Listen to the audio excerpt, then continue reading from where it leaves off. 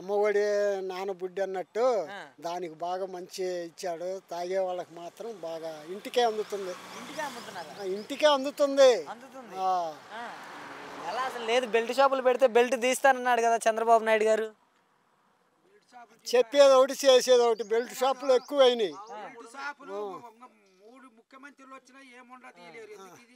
కాదండి, 6 గ్యారెంటీలు అన్నారు కదా, సూపర్ సిక్స్ సంగతి ఏంటంటారు? సూపర్ 6 లో ఉన్నాయో లేవో గాని ఆయన ఎక్కాక ఒక్కటి మాత్రము అది కరెక్ట్ గా నెరవేర్చాడు. ముసలోళ్ళ పెన్షన్ అంతకు తప్పితే చేసింది ఏమీ లేదు. గుండు సున్నా. రైతు భరోసాల సంగతి ఏంటంటారు మరి?